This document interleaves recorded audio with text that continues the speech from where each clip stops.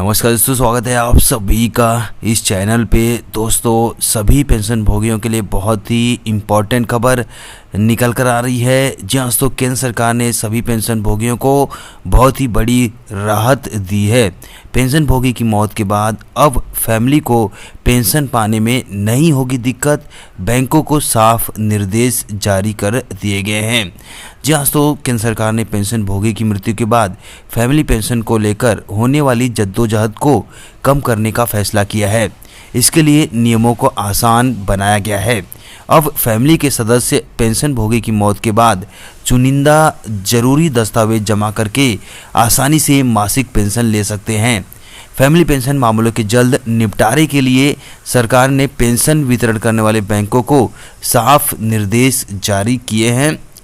Family pension हासिल करने के लिए अभी तक परिवार के सदस्यों या पति या फिर पत्नी को सदस्यों के विवरण समेत अन्य दस्तावेज जमा करने होते थे।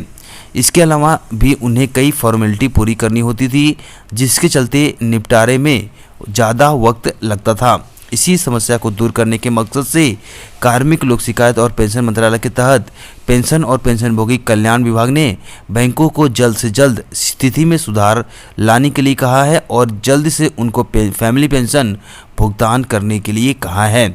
ऐसे में दोस्तों, यहाँ पे बताया गया है कि कौन कौन से डॉक्यूमेंट देने की ज़रूरत पड़ेगी जब पेंशन भोगी की मौत हो जाती है। तो उसके बाद फैमिली पेंशन पाने के लिए निम्नलिखित डॉक्यूमेंट की ज़रूरत पड़ने वाली है। जी हाँ दोस्तों, आपको बता दूं कि पति या पत्नी या फैमिली के सदस्य जिनका नाम मृतक पेंशन भोगी को जारी पीपीओ में शामिल है, उन्हें फैमिली पेंशन पाने के लिए कुछ चुनिंदा दस्तावेजों की ज़रूरत होगी।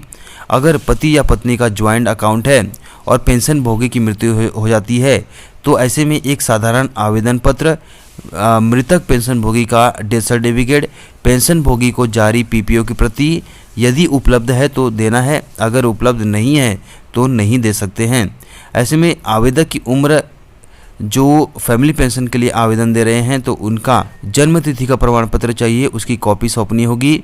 इसके वेरीफाई होने पे पेंशन मिलने लगेगी।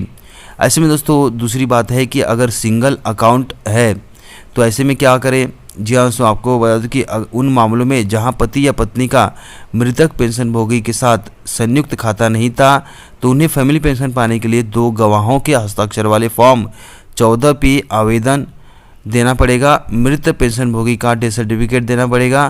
पेंशन भोगी को जारी पीपीओ की कॉपी देनी पड़ेगी।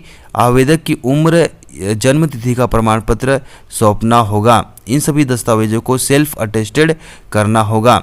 वहीं भी दोस्तों, परिवार के दूसरे सदस्य कैसे पेंशन ले सकते हैं, तो ऐसे मामलों में बताया गया है कि ऐसे मामलों में जहां पेंशन भोगी और पति या पत्नी की मृत्यु होने पे फैमिली पेंशन परिवार के किसी अन्य सदस्य को देनी होती है, तो ऐसे में यदि परिवार के अन्य सदस्य को पीपीओ में फैमिली पेंशन के लिए साथ में नॉमिनी बनाया गया है, तो ऊपर की यह प्रक्रिया का पालन किया जाएगा।